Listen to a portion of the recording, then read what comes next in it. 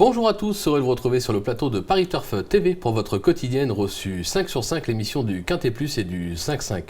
Pour m'accompagner aujourd'hui, Julien Cognam. Bonjour Julien. Bonjour Philippe, bonjour à tous. Alors Julien, direction dimanche, c'est les 48 heures de l'obstacle, une journée prestigieuse. Là, un 5-5, des 5 ans sur 3600 mètres, ce sera des haies bien évidemment. Un lot de qualité, un lot avec des... Enfin de qualité, on va dire un lot modeste mais avec des chevaux qu'on connaît bien et puis quelques petites surprises. Oui, c'est des habitués de quintet pour certains. On a 2-3 petits chevaux qui peuvent mettre un peu de piment. Sur un parcours qu'on connaît par cœur, les 3006 où tous les tactiques sont possibles, sur un terrain a priori collant. Donc il y a de quoi s'amuser. Il y a de quoi s'amuser, justement, voilà. On va voir avec quel chevaux vous vous êtes amusé. On écoute votre sélection. Alors, en tête de ma sélection, j'ai placé le 7 Vapalo, devant le 11 Stella Fête, le 14 Yen Mad, le 4 Ashdir, le 5 Walksibo, le 13 Irico, le 15 Ardeton et le 2 Great Surprise. Ok. Le 7 Vapalo, votre favori. Bon, c'est assez logique. Le cheval reste sur 2 accessibles dans cette catégorie. On a l'impression qu'il cherche la course. Je pense que ça peut être le jour J. Ouais, il a beaucoup d'assauts dans son jeu aujourd'hui. Les 2 dernières fois, c'était une fois en steeple, une fois en haie.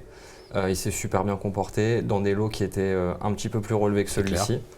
Ce sera un favori logique au départ de la course. En plus, il est légèrement raccourci, mais il a beaucoup d'expérience, il s'adapte à tout.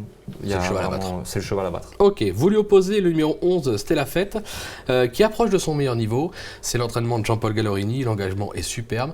À mon avis, il peut peut-être l'inquiéter, ce numéro 7 Vapalo. Ouais, ce sera mieux qu'une figurante par rapport à Vapalo. C'est qu'elle a été absente longtemps au premier semestre. Elle a mis un petit peu de temps à retrouver la bonne carburation. La dernière fois, elle était les 2 fois aux portes du Quintet, elle était 5e et 6e. Ce coup-ci, par contre, elle aura Vincent Cheminot sur le dos. Un petit jockey qui monte, donc elle peut certainement devancer notre favori, je pense, à l'issue d'un bon parcours. C'est vraiment les 2 bases incontournables de la course. C'est les 2 chevaux qui sortent du lot. On est d'accord. En 3e position, le numéro 14, Yelet Mad. Alors c'est un cheval qui a été longtemps absent, qui sera peut-être pas encore à 100% de son potentiel. Maintenant, il adore Auteuil et je pense que vous avez eu raison de le retenir aussi haut. Je pense aussi.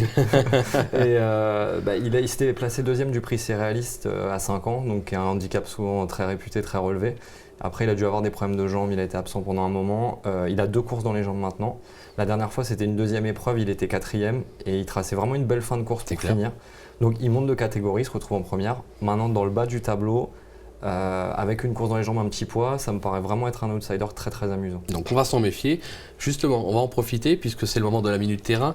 Philippe Le Garec et Guy Goutal ont été à la rencontre de Marcel Roland. Un Marcel Roland, vous allez voir, qui n'est pas si chaud que ça avec ses 2 représentants puisqu'il va parler également du numéro 6, North Germany.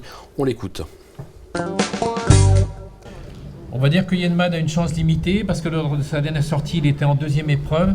Et du fait d'être en 2e épreuve, il bénéficiait de 4 kg de la décharge de l'apprenti Dylan Ubeda.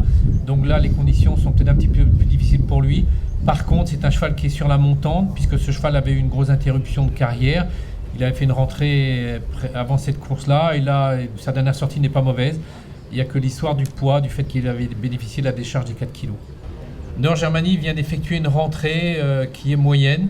Il n'avait pas très bien couru cet été à Clairefontaine. C'est surtout un spécialiste de terrain lourd. Le cheval avait fourni ses meilleures prestations en fin d'année l'année dernière. Et là, c'est un petit peu regrettable pour lui de rendu le 2 novembre, d'avoir des terrains qu'on a eu jusqu'ici. On n'a pas vraiment eu de terrain lourd.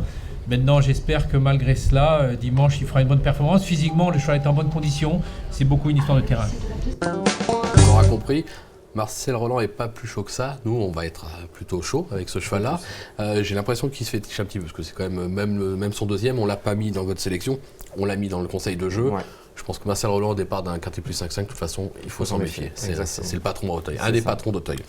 En 4e position, le numéro 4, Ashdir, qui reste sur une excellente 3e place à ce même niveau et sur ce même parcours. On en attend une confirmation. Ouais, à ceci près que c'est une rentrée, c'était au mois de juin.